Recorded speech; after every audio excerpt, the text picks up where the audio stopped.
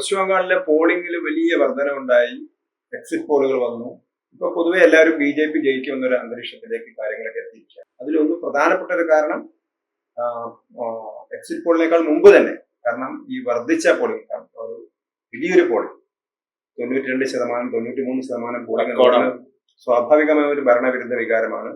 പിന്നെ ഹിന്ദു വോട്ടിങ്ങിൽ നന്നായിട്ടുള്ളൊരു ഉയർച്ച ഉണ്ടായിട്ടുള്ളത്. അതുകൊണ്ട് തന്നെ BJP ജയിക്കുമെന്നുള്ളൊരു ട്രെൻഡാണ് ഇപ്പൊ പൊതുവെ ഉള്ളത്. തുടക്കത്തിൽ അങ്ങനെ ആയിരുന്നില്ല. കാരണം BJPക്ക് ഒരു 110, 120 സീറ്റ് കിട്ടാം, പിന്നെ ഒരു ടഫ് ഫൈറ്റ് ആണ് എന്നുള്ളൊരു പ്രതീതിയായിരുന്നു ഉണ്ടായിരുന്നത്.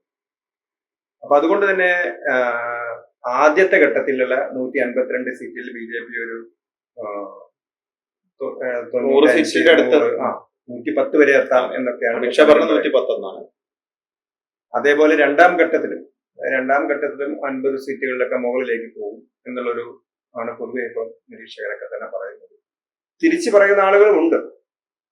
എന്തിനാലും BJPക്ക് ഒരു സാധ്യതയുണ്ട് എന്ന് തന്നെയല്ലേ വിലയിരുത്തുന്നത്. ഒരു സൈലന്റ് വേവ് ബംഗാളിലുണ്ട്. ഒന്നാമത്തെ പ്രശ്നം എന്ന് വെച്ചാൽ ബംഗാളിൽ മമതാ ബാനർജിയുടെ ഗുണ്ടാരാജ് അതാണ് അവിടെ നടന്നുകൊണ്ടിരിക്കുന്നത്. ഇവിടെ വലിയ ജനാധിപത്യവാദിയാണ് മമതാ ബാനർജി, ജനാധിപത്യത്തിന്റെ കാവലാളാണെന്നൊക്കെ നമ്മുടെ മാധ്യമങ്ങളൊക്കെ വിശേഷിപ്പിക്കെങ്കിലും അവിടെ നടക്കുന്നത് പക്ക ഗുണ്ടായിസം, ഗുണ്ടാഗിരി, ദാദാഗിരിയാണ് അവിടെ നടന്നുകൊണ്ടിരിക്കുന്നത്. അപ്പൊ അതിന്റെ ഭാഗമായിട്ട് ജനങ്ങൾ ഭയങ്കര ഭയചകിതരായാണ് നിൽക്കുന്നത്. ഇപ്പൊ CRPFന്റെയും കേന്ദ്രസേനയുടെയും ഇത്രയും വലിയ സാന്നിധ്യം ഉണ്ടായിട്ട് പോലും ഫീൽഡിൽ പോയിട്ട് നിങ്ങൾ ആർക്കാണ് വോട്ട് ചെയ്തതെന്ന് ചോദിക്കുമ്പോൾ പറയാൻ ഒരു മടിയല്ല ഭയമാണ് ബേസിക്കലി ഉണ്ട്.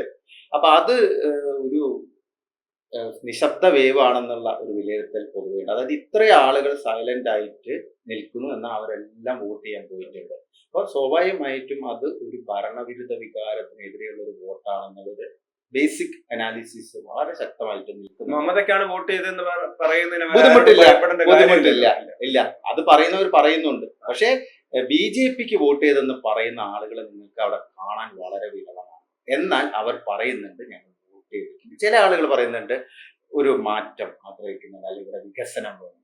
സ്വാഭാവികമായിട്ട് BJPക്ക് ആയിരിക്കില്ല, കാരണം ബൈപോളർ ആണ് മത്സരം. മറ്റ് പാർട്ടീസിനൊന്നും യാതൊരു സാന്നിധ്യം അവിടെ ഇല്ലാത്തൊരു സാഹചര്യം നിൽക്കുന്നത്. BJPക്ക് ഈ തൃണമൂൽ വിരുദ്ധ ഭരണവിരുദ്ധ വോട്ടുകൾ പരമാവധി സമാഹരിക്കാൻ സാധിച്ചു എന്നുള്ളൊരു വിലയിരുത്തലാണ് നിൽക്കുന്നത്. അപ്പൊ ആദ്യഘട്ടത്തിൽ ഒരു നേരത്തെ പറഞ്ഞ പോലെ തന്നെ ഒരു 100-110 സീറ്റുകളിൽ BJPക്ക് വിജയിക്കാൻ സാധിച്ചിട്ടുണ്ടെന്നുള്ളൊരു വിലയിരുത്തലുണ്ട്. അതാണ് മമതാ ബാനർജിയെ വല്ലാതെ അങ്ങ് ഒരു ഭയചകിതിയാക്കി മാറ്റിയത്. കാരണം മമത ആകെ ടെൻസ്ഡ് ആണ്. ഇങ്ങനെ ഒരു മമതാ ബാനർജി നമ്മൾ അടുത്ത കാലത്തൊന്നും കണ്ടില്ല. ഒന്നാമത് അവർ പൊതുവെ ടെൻസ്ഡ് ആണ്, അവരുടെ സ്വഭാവം അങ്ങനെയാണ്. പക്ഷെ എന്നാലും അവരുടെ ഭാഗത്തു നിന്ന് വരുന്ന പ്രതികരണങ്ങൾ, അതായത് ഒരു ഡിഫെൻസീവ് എന്നുള്ള രീതിയിലാണ് അവരുടെ ഒരു പെരുമാറ്റം. TMC മൊത്തം അങ്ങനെ. ഇപ്പൊ TMC നടത്തുന്ന ഇപ്പോഴത്തെ ശ്രമങ്ങൾ എന്ന് പറഞ്ഞു കഴിഞ്ഞാൽ അവരുടെ കേഡർ അവർക്ക് നിലനിർത്തേണ്ടതുണ്ട്.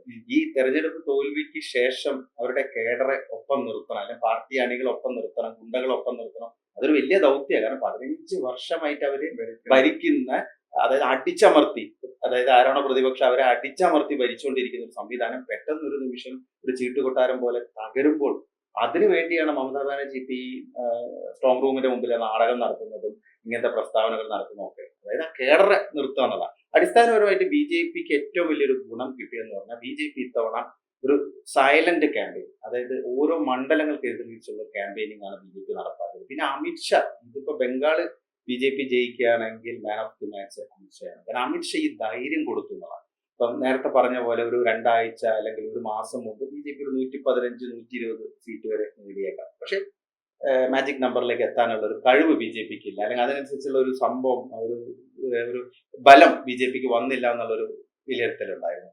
പക്ഷെ അതിനർത്ഥം ഫ്രീ ആൻഡ് ഫെയർ ആയിട്ട് ഇലക്ഷൻ നടക്കുന്നു എന്നുള്ളൊരു സിറ്റുവേഷൻ വരികയാണെങ്കിൽ കേന്ദ്രസേനയുടെ, അതായത് 2 ലക്ഷത്തിലധികം വരുന്ന ഒരു 2.4 ലാഖ് എന്ന് പറയുമ്പോൾ കഴിഞ്ഞ പൊതു തെരഞ്ഞെടുപ്പിൽ ആകെ രാജ്യത്ത് വിന്യസിച്ചിട്ട് 4-1 വരുന്നവരായിരുന്നു. അത് നമുക്കറിയാലോ. കാരണം എത്രത്തോളം അത്, കാരണം സാധാരണഗതിയിൽ പോളിംഗ് ഡേയിൽ തന്നെ നിരവധി ആളുകൾ ബംഗാളിൽ കൊല്ലപ്പെട്ടു, 50-ലധികം പേര് കൊല്ലപ്പെട്ടിട്ടുണ്ട്. അപ്പൊ അങ്ങനെയുള്ള സിറ്റുവേഷൻ ഒരുപാട് മാറിയതുകൊണ്ട് തന്നെ ആളുകൾക്ക് വോട്ട് ചെയ്യാനുള്ള ഒരു അവസരം ഉണ്ടാക്കി. രണ്ടാമത് BJP ജയിക്കും എന്നുള്ളൊരു പ്രതീതി അവസാനത്തെ 2 ആഴ്ച സൃഷ്ടിക്കാൻ അമിത്ഷായ്ക്കും ടീമിന് സാധിച്ചു.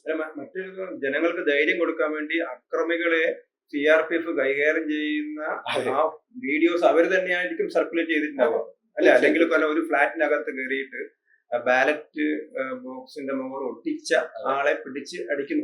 വാട്ടപുറമേ നമുക്കറിയില്ല ആ ആള് തന്നെയാണോ എന്താ, സർക്കാർ ഉദ്യോഗസ്ഥർ വരെ ഉണ്ടെന്ന് പറയുന്നു. പിന്നെ ഇതിലൊരു ചേഞ്ചിന്റെ, ഒരു വിസിബിൾ ചേഞ്ചിന്റെ ഒരു അന്തരീക്ഷം മനസ്സിലാക്കുന്ന മറ്റൊരു പ്രധാനപ്പെട്ട ഫാക്ടർ എന്ന് പറഞ്ഞാൽ പോലീസ്, സർക്കാർ ഉദ്യോഗസ്ഥർ. അതായത് മമതാ ബാനർജിയുടെ കാര്യങ്ങൾ മാത്രം TMCയുടെ കാര്യങ്ങൾ മാത്രം ചെയ്തിരുന്ന അവർ പറയുന്ന പോലെ അങ്ങോട്ടും ഇങ്ങോട്ടും ഓടി നടന്നിരുന്നവർ കുറെ ആളുകൾ ന്യൂട്രലായി എന്നുള്ളതാണ്. കാരണം ഒരു ഭരണമാറ്റം അവർ പ്രതീക്ഷിക്കുന്നുണ്ട്. അപ്പൊ മമതാ ബാനർജിയുടെ ഏറ്റവും വലിയ ഫ്രസ്ട്രേഷനും അതാണ്. അതായത് പോലീസിന്റെ റോൾ തന്നെ വളരെ മിനിമലായി മാറി. കാരണം കേന്ദ്രസേന വന്നതിന് ശേഷം. അതുകൂടാതെ തന്നെ ഈ സർക്കാർ ഉദ്യോഗസ്ഥരുടെ ഭാഗത്ത് നിന്ന് വേണ്ടത്ര പിന്തുണ കോൺഗ്രസിന് ലഭിച്ചിട്ടില്ല പല കാര്യങ്ങളിലും. ഈ അട്ടിമറി ഉൾപ്പെടെയുള്ള സംഭവങ്ങളൊക്കെ ഉണ്ടല്ലോ സാധാരണ ചെയ്യുന്നത്. അപ്പൊ അതൊക്കെ ഒരു വിൻഡ് മാറുന്നു എന്നുള്ളതിന്റെ ഒരു സൂചനയാണ്. ഇനി ഇതിലിപ്പം നമ്മൾ നോക്കുകയാണെങ്കിൽ സെക്കൻഡ് ഫേസ് ലാസ്റ്റ് ഫേസിൽ നടന്ന ഇലക്ഷനിൽ BJP ലക്ഷ്യമിട്ടിരുന്നത് ഒരു 60 സീറ്റാണ്. കാരണം മമതയുടെ ഒരു കോട്ടകളാണ് അതെല്ലാം. സൗത്ത് ബംഗാൾ എന്ന് പറയുമ്പോൾ കൽക്കത്തയ്ക്ക് ചുറ്റുള്ള പ്രദേശങ്ങൾ, Hooghly, Howrah, Kolkata, presidency area plus north 24, south 24 Parganas, അങ്ങനെ വരുന്ന മേഖല. ഈ മേഖലയിൽ മമതാ ബാനർജിക്ക് ഒന്നാമത്തെ ഏറ്റവും വലിയ സപ്പോർട്ട് എന്ന് പറഞ്ഞാൽ അവിടുത്തെ ഈ ഭദ്രലോക് എന്ന് പറയുന്ന ഒരു കമ്മ്യൂണിറ്റി, ഫോർവേഡ് കാസ്റ്റ് ആയിട്ടുള്ള കമ്മ്യൂണിറ്റി, ബാനർജി എന്നൊക്കെ പറയുന്ന മുഖർജി, ഇങ്ങനെയുള്ള ബംഗാളി ബ്രാഹ്മണന്മാർ, അതുകൂടാതെ തന്നെ അർബൻ ആയിട്ടുള്ള ആളുകൾ. അപ്പൊ അവര് സാധാരണഗതിയിൽ തൃണമൂൽ കോൺഗ്രസിന്റെ ഏറ്റവും വലിയ വക്താക്കളാണ്. അവർക്കൊപ്പം നിലയുറപ്പിക്കുന്ന ഒരു വിഭാഗമാണ്. പ്രത്യേകിച്ച് ബംഗാളി പ്രൈഡ് എന്ന് പറയുന്ന സാധനം അവരുടെ ഇടയിലാണ് വർക്കൗട്ട് ആവുന്നത്. മമതാ ബാനർജി കളിക്കുന്ന ബംഗാളി പ്രാദേശിക കാർഡ് അവർക്കിടയിലാണ് വർക്കൗട്ട് ആവുന്നത്. അല്ലാതെ നോർത്ത് ബംഗാളിലെ അവിടെ എന്ന് പറഞ്ഞാൽ SC ST OBC പോപ്പുലേഷനാണ് കൂടുതലുള്ള, 100K മുകളിൽ. അത് കഴിയുകയാണെങ്കിൽ ഈ രാജവംശികളെ പോലുള്ള വിഭാഗക്കാരുണ്ട്. അപ്പൊ അവർക്കിടയിലൊന്നും ഈ ബംഗാളി പ്രൈഡ് ഒന്നും വലിയ തോതിലില്ല. ഓക്കെ, അവർ ബംഗാളുകാരാണ്, അതിനപ്പുറത്തേക്ക് ഈ പറയുന്ന ബംഗാൾ സംഭവമായിരുന്നു എന്നൊക്കെ ചിന്തിച്ച് ആ രീതിയിൽ മമതാ ബാനർജിക്ക് കൂടുതൽ അഡ്രസ് ചെയ്യാൻ പറ്റുന്ന വിഭാഗക്കാരുള്ളത് ഈ പ്രസിഡൻസി മേഖലയിലാണ്. അപ്പൊ അവിടെ BJP വലിയൊരു മാറ്റം കൊണ്ടുവന്നിട്ടുണ്ടെന്നാണ് മനസ്സിലാക്കാൻ സാധിക്കുന്നത്. കാരണം ഒന്ന് BJPയുടെ റാലികളിലൊക്കെ വന്ന ജനക്കൂട്ടം, പിന്നെ അതുകൂടാതെ സ്ത്രീകളുടെ പങ്കാളിത്തം. അപ്പൊ 2 എക്സ് ഫാക്ടറാ പറഞ്ഞു. ഒന്ന് ഹിന്ദു പോളറൈസേഷൻ, രണ്ടാമത്തത് സ്ത്രീ വോട്ടർമാർ. ഇത് മമതയ്ക്ക് രണ്ടും തിരിച്ചടിയാകും. അതായത് സ്ത്രീ വോട്ടർമാർ പതിവ് രീതിയിൽ മമതയെ പിന്തുണച്ചിരുന്ന സ്ത്രീ വോട്ടർമാരിൽ നല്ലൊരു വിഭാഗം BJPയിലേക്ക് എത്തിയിട്ടുണ്ടാകും എന്നുള്ളതാണ് ഒരുവിധ എല്ലാ എക്സിറ്റ് പോളിൽ നിന്നും മനസ്സിലാക്കാൻ സാധിക്കുക. ഗ്രൗണ്ടിൽ ഇറങ്ങി റിപ്പോർട്ട് ചെയ്ത ആളുകളും പറയുന്നത് സ്ത്രീ വോട്ടർമാർ അവരുടെ അവകാശത്തെക്കുറിച്ച് അവർ കൃത്യമായിട്ട് സംസാരിക്കുന്നുണ്ട്. ഇങ്ങനെ പോരാ, കാരണം ഞങ്ങളുടെ മക്കളൊന്നും ഇവിടെയില്ല, ഞങ്ങൾ പ്രായമായ ആളുകളാണ്. പല ആളുകളും പറയുന്നത് കേട്ടതാണ്, അത് ഞങ്ങളുടെ മക്കളെല്ലാം പുറത്താണ്, ഞങ്ങൾക്ക് ഞങ്ങളുടെ മക്കളെ ഇവിടെ ജോലി ചെയ്ത് കാണണം, അതിവിടെ ഒന്നും സംഭവിക്കുന്നില്ല. മമതാ ബാനർജി 15 വർഷം ഭരിച്ചിട്ട് അവർ ഓപ്പൺ ആയിട്ട് അത് പറയുന്നില്ല. പക്ഷെ എന്നാലും അവർ പറയുന്നത് ഇവിടെ വികസനമില്ല, റോഡില്ല, ഇൻഡസ്ട്രീസ് ഉണ്ടായിരുന്നതെല്ലാം കൂട്ടിപ്പോയി, പഴയ എന്റെ കുട്ടിക്കാലത്തെ കൽക്കത്ത ഇങ്ങനെയായിരുന്നില്ല എന്നൊക്കെ പറയുന്ന ഒരുപാട് വീട്ടമ്മമാരൊക്കെ നമുക്ക് കാണാൻ സാധിക്കും. അപ്പൊ അതിനർത്ഥം ഒരു വിമൻ വോട്ടേഴ്സിന്റെ ഒരു സ്വിംഗ് BJPക്ക് അനുകൂലമായിട്ട് ഉണ്ടായിട്ടുണ്ട്. പിന്നെ ഹിന്ദു ഒരു രസകരമായ ഒരു സംഭവം കൂടി ഉണ്ട്. അതായത് BJP അധികാരത്തിൽ വരികയാണെങ്കിൽ BJPക്ക് ഒരു 5%, 6% വോട്ടായിരിക്കും ഇത്തവണ എഡീഷണൽ ആയിട്ട് മിനിമം പിടിക്കേണ്ടത്. അതായത് ഭരണം കിട്ടണമെങ്കിൽ. കാരണം കഴിഞ്ഞ തെരഞ്ഞെടുപ്പിൽ ഒരു 7% ഡിഫറൻസ് ആണ് ലോക്സഭാ തെരഞ്ഞെടുപ്പ് ഉണ്ടായിരുന്നത്. മൊത്തം നിയമസഭ ആകുമ്പോൾ 10 ഉണ്ട്, ലോക്സഭയിൽ 7% ഡിഫറൻസ് ആണ്. പക്ഷെ അതന്നെ SIRന്റെ ഒരു ഇമ്പാക്ട് കൂടെ വരുമ്പോൾ അതൊരു 5% ആ റേഞ്ചിലാണ് ഡിഫറൻസ് വരുന്നത്. ഈ 5%, 4% വോട്ട് ഫ്ലിപ്പ് ചെയ്യാൻ BJPക്ക് സാധിക്കുകയാണെങ്കിൽ BJP 148 ക്രോസ് ചെയ്യുന്നുള്ളത് ആദ്യം ഒരു അസംഷൻ ആയിരുന്നു. ആ രീതിയിലുള്ള ഒരു ടാർഗറ്റ് വെച്ചാൽ BJP പോയത്. അപ്പൊ ഇതിൽ ഹിന്ദു വോട്ട് ഒരു 8% എങ്കിലും BJPക്ക് അഡീഷണൽ ആയിട്ട് തുറ പിടിക്കാൻ പറ്റും എന്നുള്ളതായിരുന്നു പാർട്ടിയുടെ ഒരു കണക്കൂട്ടൽ. അത് നടന്നിട്ടുണ്ടെന്ന്, അല്ലെങ്കിൽ അത് ഡെലിവർ ചെയ്തിട്ടുണ്ടെന്നുള്ള ഒരു ആത്മവിശ്വാസത്തിലാണ് ഇപ്പൊ അമിത്ഷായും BJP ക്യാമ്പൊക്കെ നിൽക്കുന്നത്. അതിന് മുമ്പിൽ എനിക്ക് തോന്നുന്നു, ഒന്ന് അവരുടെ ട്രഡീഷണൽ ആയിട്ട് മേധാവിത്വമുള്ള സ്ഥലങ്ങളിൽ നിന്ന് പരമാവധി ഊറ്റിയെടുക്കുക. രണ്ടാമത്തത് പിന്നോക്കം നിൽക്കുന്ന BJP പിന്നോക്കം നിൽക്കുന്ന സ്ഥലത്തെ ആളുകളുടെ തന്നെ ഒരു ചേഞ്ച് വരുത്തുക എന്നത്. അതായത് പിന്നെ ഭദ്രലോക് അങ്ങനത്തെ ആളുകളുടെ ഇടയിലൊക്കെ തന്നെ ഒരു മാറ്റം ഉണ്ടാക്കിക്കൊണ്ടുവരിക. എനിക്ക് തോന്നുന്നു അതിന് അവരെ സഹായിച്ചത്, BJPയെ സഹായിച്ചത് മമതയുടെ ഒരു ദുർഭരണം എന്ന് പറയാം. കാരണം ഒന്ന് കറപ്ഷൻ, ഒന്ന് സ്വജനപക്ഷപാതം, പിന്നെ ഗുണ്ടായിസം. ഇപ്പൊ സന്ദേശ് കരിയിലൊക്കെ കണ്ടില്ല ഏറ്റവും വലിയ ഭീകരത. അതായത് അവര് മുസ്ലിം ലീഗ് ആണോ TMC ആണോ എന്ന് പറയാൻ പറ്റാത്ത ആളുകളാണ്. എല്ലാം മമതയുടെ സ്വന്തം ആളുകളാണ്. അവരാണ് ആളുകളുടെ സ്ഥലം വെട്ടിപ്പിടിക്കുന്നു, അവരെ ആക്രമിക്കുന്നു, മാനഭംഗപ്പെടുത്തുന്നു, അങ്ങനത്തെ സംഭവങ്ങളാണ്. അതായത് മമതാ ബാനർജി ആഗ്രഹിക്കുന്നത് ഒരു മുസ്ലിം ഭൂരിപക്ഷ ബംഗാളാണ്, ഒരു വസ്തുതയാണ്. കാരണം മമത ഏറ്റവും കൂടുതൽ കംഫർട്ട് ആവുന്നത് ഈ മുസ്ലിം ഭൂരിപക്ഷ സ്ഥലങ്ങളിൽ, മുസ്ലിം പ്രദേശങ്ങൾ അങ്ങനെയായി മാറി പൊളിറ്റിക്കൽ പാർട്ടികളാണ്. അതുകൊണ്ടാണ് ബംഗ്ലാദേശുമായിട്ടുള്ള മമതയുടെ പല രീതിയിലുള്ള ചില വീഡിയോസ് ഒക്കെ വന്നിട്ടുണ്ട്. എല്ലാ കോക്കസും ഞങ്ങൾക്ക് വോട്ട് ചെയ്തില്ലെങ്കിൽ നിങ്ങളെ ശരിയാക്കി കളയുമെന്ന് പറയുന്ന മമത പറഞ്ഞിട്ടുണ്ട്, അഭിഷേക് ബാനർജി മരുമകൻ പറഞ്ഞിട്ടുണ്ട്, കല്യാൺ ബാനർജി പറയുന്നുണ്ട്. അത് ആവർത്തിച്ച് പറഞ്ഞുകൊണ്ടിരിക്കുകയാണ്. അപ്പം ഈ ഹിന്ദു പോളറൈസേഷൻ മാക്സിമം ലെവലിൽ എത്തുന്നു. അത് ഈ ഹിന്ദു ബേസിൽ മാത്രം ആവണമെന്നില്ല. ഇതുപോലുള്ള ഭരണവിരുദ്ധ വികാരം, വികസന മുരടിപ്പ്, സ്ത്രീകൾക്ക് നേരെയുള്ള തുടർച്ചയായുള്ള അതിക്രമങ്ങൾ, സുരക്ഷാ പ്രശ്നങ്ങൾ, വലിയ വിഷയം. ഇപ്പം ആർജിക്കർ മെഡിക്കൽ കോളേജിൽ നോട്ട് 24 പറഞ്ഞത് ഡോക്ടറെ കൊലപ്പെടുത്തുന്നു. അമ്മ മത്സരിച്ചല്ലോ, അവരുടെ അമ്മയാണ് പനിഹത്ത്. അതേപോലെ തന്നെ കഴിഞ്ഞ ദിവസം ഒരു ചാനൽ ചർച്ചയില് ഒരു മാധ്യമ പ്രവർത്തകൻ പറഞ്ഞതാണ്, ഇന്ത്യയിൽ, അദ്ദേഹത്തിന് അറിയില്ല കേരളത്തെ കുറിച്ച്, ഇന്ത്യയിൽ എവിടെയെങ്കിലും പോലീസിനൊരു യൂണിയൻ ഉണ്ടെങ്കിൽ അത് പശ്ചിമ ബംഗാളിലാണ്. ആ പശ്ചിമ ബംഗാളിലെ പോലീസിന്റെ യൂണിയൻ, അദ്ദേഹം പറഞ്ഞത് കേട്ടിരുന്നു ഞാൻ, നോൺ ഗിൽറ്റഡ് എന്താണെന്നറിയില്ല, നോൺ ഗിൽറ്റഡ് പോലീസ് കർമ്മചാരി സമിതി എന്നാണ് അതിന്റെ പേര്. അത് അഫിലിയേറ്റഡ് ടു TMC. ഇപ്പൊ കേരളത്തിലും ഉണ്ട്. കേരളത്തിൽ പക്ഷേ കേരള പോലീസ് അസോസിയേഷനും കേരള പോലീസ് ഓഫീസേഴ്സ് അസോസിയേഷനും അത് ഇൻഡിപെൻഡന്റ് ഓർഗനൈസേഷൻ ആണ്. അത് പിടിച്ചെടുക്കാൻ വേണ്ടി CPM ഭരിക്കുന്ന സമയത്ത് CPM-ഉം കോൺഗ്രസ് ഭരിക്കുന്ന സമയത്ത് കോൺഗ്രസും ശ്രമിക്കും. ഈ അസോസിയേഷനൊക്കെ ഭരണ ഉള്ള ആളുകളോട് ചായ്വാണ് നടത്തുന്നത്. കഴിഞ്ഞ ദിവസം തന്നെ മുൻ DGP ശ്രീലേഖ പറഞ്ഞിരുന്നു, കാരണം രാഷ്ട്രീയത്തിൽ ആരെയൊക്കെ ഒതുക്കേണ്ടതെന്നുള്ളത് തീരുമാനിക്കുന്നത് പോലീസ് ഓഫീസേഴ്സ് അസോസിയേഷൻ വഴിയാണെന്നൊക്കെ അവർ പറഞ്ഞത്. അതെന്തെങ്കിലും ആവട്ടെ, പക്ഷെ ബംഗാളിൽ ഇത് ഉണ്ട് എന്നുള്ളതാണ്. കാരണം പോലീസ് വരെ ഗവൺമെന്റിന്റെ ഭാഗം, പാർട്ടിയുടെ ഭാഗമായിട്ട് പ്രവർത്തിക്കും. അതായത് ഇവര് എല്ലാ മേഖലയിലും ഇവരുടെ ഇൻഫ്ലുവൻസ് അത്രയും സ്ട്രോങ് ആണ്. ഇപ്പൊ നമ്മൾ ഈ പറയുന്ന ഒരു തരത്തിൽ ഒരു ജനാധിപത്യ ബോധം ലെവലേശില്ലാത്ത ഒരു ലീഡറാണ് മമതാ ബാനർജി. അതേപോലെ തന്നെയാണ് ഐപാക്. അവരുടെ ഒരു ED റെയ്ഡ് ചെയ്യുന്ന സമയത്ത് ഒരു മുഖ്യമന്ത്രി പോയിട്ട് ഒരു കേന്ദ്ര ഗവൺമെന്റ് ഏജൻസി റെയ്ഡ് ചെയ്യുന്ന സമയത്ത് ഒരു മുഖ്യമന്ത്രി അവർ ഫെസിലിറ്റേഷൻ ചെയ്യല്ലേ വേണ്ടത്. അപ്പൊ അതാണ് സംഭവിച്ചിരിക്കുന്നത്. അതായത് ഇവര് ബേസിക്കലി ഇവര് വോട്ടേഴ്സിനെ പേടിപ്പിച്ച് ഭയപ്പെടുത്തി, ഇന്റിമിഡേഷൻ, അതാണ് ഇവരുടെ ഒരു പ്രധാനപ്പെട്ട ഒരു കല. അതായത് ഈ തൃണമൂൽ കോൺഗ്രസ് ജയിക്കുന്ന എങ്ങനെയാന്ന് പറഞ്ഞാൽ എതിരാളികളുടെ വോട്ട് പരമാവധി പോൾ ചെയ്യപ്പെടാത്ത ഒരു അവസ്ഥ ഉണ്ടാക്കുക, എന്നിട്ട് അവരുടെ വോട്ട് മാക്സിമം പോൾ ചെയ്യുക. അങ്ങനെയാണ് ഇവര് ടാക്ടിക്കലി ഈ ഇലക്ഷൻസ് തുടർച്ചയായിട്ട് ജയിച്ചത്. സത്യത്തില് ഭൂരിപക്ഷം കൊണ്ടല്ല, മമതയ്ക്ക് ഒരു 25-30% പേരുടെ അത്രേ ഉള്ളൂ. അതാണ് സംഭവം. ബാക്കിയെല്ലാം ഇതേ രീതിയിൽ, അതായത് പോൾ ചെയ്യപ്പെടേണ്ടത് മാനിപ്പുലേറ്റ് ചെയ്തിട്ട് BJPക്ക് പോൾ ചെയ്യപ്പെടേണ്ട വോട്ടർമാരെ ഭയപ്പെടുത്തി വീട്ടിൽ തന്നെ ഇരുത്തുക. അതുകൂടെ CPM ഒന്നും പിന്നെ പുറത്തേ ഇറങ്ങാത്ത അവസ്ഥയാണ്. CPM-മാർ ഇപ്പൊ ഭയങ്കര ഇതൊക്കെ വാചകടിയൊക്കെ നടത്തുന്നുണ്ട്. അതായത് ഇത്തവണ CPM തിരിച്ചുവരവിന്റെ പാതയിലാണ്. സത്യത്തിൽ ഈ കേന്ദ്രസേന ഉണ്ടായതുകൊണ്ടാണ്, അമിത്ഷാ ഇത്രയും കേന്ദ്രസേനയെ അവരെ വിന്യസിച്ചുകൊണ്ട്, അല്ലെങ്കിൽ ഇവർ പുറത്തിറങ്ങില്ല. അതാണ് അവസ്ഥ. കഴിഞ്ഞ തവണ കണ്ടതില്ല, പിക്ചറിലേ ഉണ്ടായിരുന്നില്ല. ഇപ്പൊ കേന്ദ്രസേന ഉണ്ടായതുകൊണ്ട് BJP അത്ര ശക്തമായി രംഗത്തുള്ളത് കൊണ്ട് മാത്രമാണ് ഈ പറയുന്ന ആശാന്മാര് പല സ്ഥലങ്ങളിലും മത്സരിക്കുന്നതും ദേവിയൊക്കെ അവിടെ പ്രചരണത്തിന് പോയിരിക്കുന്നത്. അതാണ് അവസ്ഥ. അപ്പൊ അതാണ് സാഹചര്യം. അപ്പം അത് ഒരു ബൈപോളർ എന്നുള്ള രീതിയിലുള്ള മത്സരം വന്നത് തന്നെ ഒരു ആന്റി TMC വോട്ടുകൾ അത് BJPയിലേക്ക് ഒഴുകും എന്നുള്ളത് ഒരു വലിയ ഫാക്ടറാണ്. പിന്നെ അപ്പൊ എനിക്ക് തോന്നുന്നു BJPയുടെ ശക്തി കേന്ദ്രത്തെക്കാൾ കൂടുതൽ BJPക്ക് വിജയം ഉണ്ടാവുക, BJPക്ക് ശക്തിയില്ല എന്ന് നമ്മൾ വിവക്ഷിച്ചിരുന്ന രണ്ടാം ഘട്ട ഫേസിൽ, അതായത് അവിടെയായിരിക്കും നിർണായക മുന്നേറ്റം. അതായത് നിലവിൽ ഇപ്പൊ ഈ പറയുന്ന 152 സീറ്റുകളിലേക്കാണ് ആദ്യഘട്ടത്തിൽ തെരഞ്ഞെടുപ്പ് നടക്കുക. അത് നോർത്ത് ബംഗാൾ, അതുകൂടാതെ ജംഗിൾ മഹൽ, പിന്നെ വരുന്നത് ഈ മുസ്ലിം ഡൊമിനേറ്റഡ് മുർഷിദാബാദ്, മാൾഡ, ഇത്തരം ഡിസ്ട്രിക്ട്സിലായിരുന്നു.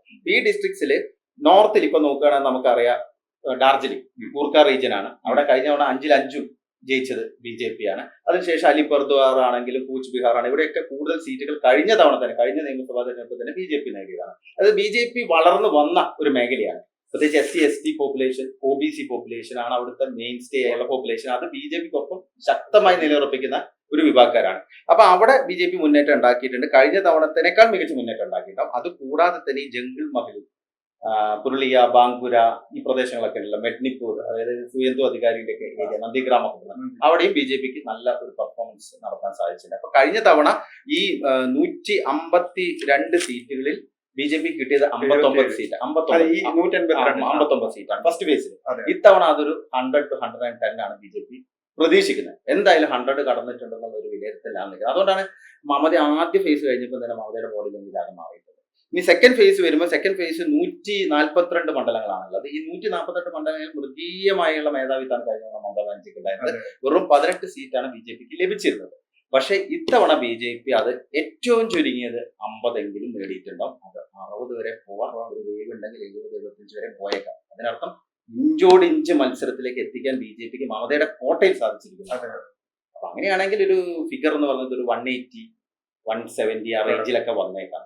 അതായത് ഒരു 44% രണ്ട് പാർട്ടികളും നേടുകയാണെങ്കിൽ പോലും സീറ്റ് കൺവേർഷൻ വരുമ്പോൾ BJPക്കാണ് അതിന്റെ ഒരു മാത്രമല്ല കഴിഞ്ഞ തവണയൊക്കെ മുസ്ലിം കേന്ദ്രീകൃത പ്രദേശങ്ങളാണ് ഇവർ തൂത്തുവരുന്നത്. ഉദാഹരണത്തിന് കണക്കുകൾ നോക്കുന്നത് 112 മുസ്ലിം സ്വാധീനമുള്ള പ്രദേശവും 182 ഹിന്ദു സ്വാധീന പ്രദേശ മണ്ഡലങ്ങളാണ്.